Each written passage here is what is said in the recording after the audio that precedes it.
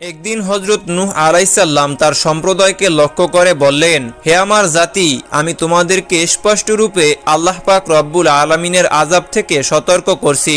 তোমরা আল্লাহ পাক রব্বুল আলামিনের ইবাদত করো এবং তাকে ভয় করো, আর আমার কথা মান্য করে চলো। যদি তোমরা আল্লাহকে ভয় করো এবং আমার কথা মান্য করে চলো, তাহলে তিনি তোমাদের গুনাহগুলোকে ক্ষমা করে দিবেন এবং তোমাদেরকে অবকাশ প্রদান করবেন এক নির্ধারিত প্রতিশ্রুতিকাল পর্যন্ত। নিঃসন্দেহে আল্লাহ তাআলা যে প্রতিশ্রুতি দিয়েছেন তা যখন এসে পৌঁছে যাবে তখন আর অবকাশ দেওয়া হবে না। অতএব তোমাদের যদি কোনো বোধশক্তি থেকে থাকে তাহলে আমার এই কথাগুলির প্রতি আমল করো। নূহ আলাইহিস সালামের সম্প্রদায় তার এই কথাগুলো শুনে অপেক্ষা করতে লাগলো এবং তার কথার প্রতি কোনো গুরুত্ব আরোপ করল না, বরং তার কথাগুলি যাতে তাদের কানে না পৌঁছে যায় সেই লক্ষ্যে তারা তাদের কানে আঙ্গুল দিয়ে রাখলো। হযরত নূহ আলাইহিস সালাম জাতির মধ্যে ঘুরে ঘুরে দ্বীনের দাওয়াত পেশ করতে লাগলো। হযরত নূহ আলাইহিস সালাম পাহাড়ের উপরে উঠে চিৎকার করে বলতেন, হে আমার সম্প্রদায়, তোমরা আল্লাহর দাওয়াত গ্রহণ করে খাঁটি ঈমানদারের অন্তর্ভুক্ত হয়ে যাও। মূর্তি পূজার মতো গর্হিত কাজ থেকে ফিরে এসো। যদি তোমরা অন্যায় পথ থেকে ফিরে না আসো তাহলে তোমরা ইহকালে ও পরকালে ভীষণ শাস্তির সম্মুখীন হবে। সে শাস্তি থেকে তোমাদেরকে কেউই রক্ষা করতে পারবে না। হযরত নূহ আলাইহিস সালামের এ কথাগুলো এত জোরে বলতেন যে তার কথাগুলির শব্দ সকল ঘরে ঘরে পৌঁছে যেত। এলাকাবাসী খুবই বিরক্ত বোধ করত এবং তারা নূহ আলাইহিস সালামের প্রতি অত্যন্ত ক্ষিপ্ত হতো। কেউ কেউ কানে আঙ্গুল দিয়ে রাখতেন যাতে নূহ আলাইহিস সালামের কথাগুলো যাতে তাদের কানে না পৌঁছে যায়। আবার কেউ কেউ মুখে কাপড় দিয়ে নূহ আলাইহিস সালামের কথাগুলো অবজ্ঞা করত। আবার কেউ বিরক্ত হয়ে তার প্রতি থুতু নিক্ষেপ করত। আবার কেউ গালিগালাজ করত। কিন্তু তারপরেও হযরত নূহ আলাইহিস সালাম তাদেরকে হেদায়েতের কাছ থেকে বিরত থাকলেন না। তিনি অনবরত তাদের কাছে হেদায়েতের বাণী পৌঁছে দিতে লাগলেন এবং আল্লাহ পাক রব্বুল আলামিনের আযাবের ভয় তাদেরকে দেখাতে লাগলেন। এরপরে তারা বিরক্ত হয়ে নূহ আলাইহিস সালামকে বলতে লাগলেন, হে নূহ, আমাদের সঙ্গে ঝগড়া না করে আমাদের এই অমান্য করার দরুন তোমার খোদাকে বলে যে আযাব আপ্যায়ন করতে পারো তা নিয়ে এসো। তাদের এই উক্তি আল্লাহ পাক রব্বুল আলামিন কোরআনুল কারিমে নিম্নোক্ত ভাষায় বর্ণনা করেছেন। তারা বলতে লাগলো, হে নূহ, তুমি আমাদের সাথে বিতর্ক করেছো, অনেক বেশি বিতর্ক করে ফেলেছো।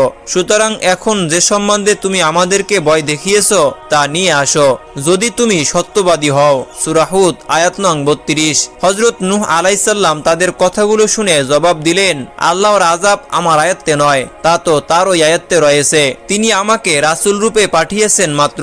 তখন হযরত নূহ আলাইহিস সালাম বললেন, আমি তোমাদেরকে সতর্কবাণী শুনিয়ে যাচ্ছি, আর তিনি চাওয়া মাত্রই তার আযাব চলে আসবে। হযরত নূহ আলাইহিস সালাম যখন তার সম্প্রদায়ের কোনো কথা না শুনে তাদের মাঝেও অবিরাম গতিতে হেদায়েতের কাজ চালিয়ে যেতে লাগলেন, তখন তারা অত্যন্ত বিরক্ত হয়ে একদিন ভীষণ প্রহার করল। এতে তার শরীর রক্তে রঞ্জিত হয়ে গেল, সমস্ত কাপড় চোপড় ভিজে রক্তে লাল হয়ে গেল। এরপর তারা হযরত নূহ আলাইহিস সালামের গলায় রশি লাগিয়ে মাটির উপর দিয়ে টানতে থাকলো। এমন অবস্থায় তিনি জ্ঞান হারিয়ে ফেললেন। তখন পশুর দল তাকে মাঠে ফেলে রেখে চলে গেল। এভাবে হযরত নূহ আলাইহিস সালাম সেই মাঠে অনেকক্ষণ অজ্ঞান অবস্থায় পড়ে রইলেন। একসময় তার একজন ভক্ত তার পাশ দিয়ে অতিক্রম করে যাচ্ছিল। তিনি নবীর এইরূপ অবস্থা দেখে চিৎকার করে কেঁদে উঠলেন এবং আল্লাহ পাক রব্বুল আলামিনের দরবারে দুই হাত তুলে প্রার্থনা করলেন, হে খোদা, তুমি আসো, এর প্রমাণ কি? নবীর শরীরের রক্ত মাটিতে প্রবাহিত হচ্ছে আর তুমি নীরবে সব দেখেই যাচ্ছ। এই অবস্থা আমাদের বরদাস্ত হয় না। তুমি মহান দয়াময়ী হয়ে এই দৃশ্য কিভাবে দেখছো? নবীর যখন জ্ঞান ফিরে আসলো তখন তিনি দেখতে পেলেন তার একজন অনুসারী তার পরিচর্যা করেছেন এবং অজরে কাঁদছেন। তখন তিনি তাকে সান্ত্বনা দিয়ে বললেন, হে বৎস, কেঁদো না। আল্লাহ পাক রব্বুল আলামিনের নিকট মর্যাদাবান হওয়ার এটাই একটি রাস্তা। তিনি আঘাতের বিনিময়ে অবশ্যই আমাকে মর্যাদাবান করবেন।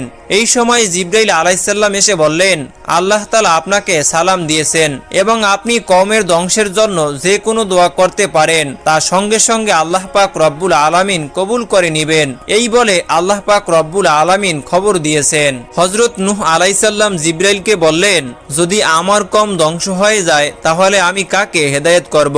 অতএব আল্লাহ পাক রব্বুল আলামিন যেন আমাকে আরো কিছু সময় দান করেন। এরপর হযরত জিবরাইল আলাইহিস সালাম নূহ আলাইহিস সালামের শরীরে হাত বুলিয়ে দিলেন এবং কিছুক্ষণ তার সেবা করলেন। এতে অল্প সময়ের মধ্যেই তিনি সুস্থ হয়ে উঠলেন। হযরত জিবরাইল আলাইহিসসালাম নবীর হাতে একটি গাছের ছোট চারা দিয়ে বললেন, এটি আপনি এক জায়গায় রোপণ করুন। এটা অল্প দিনের মধ্যেই একটি বিরাট গাছে পরিণত হবে। তারপরে কি করতে হবে তা আল্লাহ পাক রব্বুল আলামিন আপনাকে জানিয়ে দিবেন। নবী তখন হযরত জিবরাইল আলাইহিসসালামের কাছ থেকে সেটি গ্রহণ করলেন এবং এক পাহাড়ের পদদেশে তা রোপণ করলেন। এর পরিপূর্ণ উদ্যোগ নিয়ে দিন প্রসারের কাজে আত্মনিয়োগ করেন। তারপরে যেখানে তিনি কঠিনভাবে নির্যাতিত হয়েছিলেন সেই এলাকায় পৌঁছে গেলেন। এবারে সেখানে তিনি বিরোধীদের কোনো তৎপরতা দেখতেই পেলেন না, তাই তিনি ঘরে ঘরে গিয়ে কাজ আরম্ভ করে দিলেন। এই সময়ে অনেক সন্তানের পিতা এবং মাতা তার কাছে এসে বললেন, হে মহামহিম, আপনি সত্যি আল্লাহ তাআলার নবী, তাতে কোনো সন্দেহ নেই। এর কারণ হলো আমাদের এলাকায় যে সমস্ত ছেলে এবং মেয়ে আপনার সঙ্গে বেয়াদবি করেছিল তাদের অধিকাংশদের হাত পা বিকলাঙ্গ হয়ে গেছে, কারো কারো জবান বন্ধ হয়ে গেছে, কারো চোখ অন্ধ হয়ে গেছে, আবার কেউ পাগল হয়ে গেছে।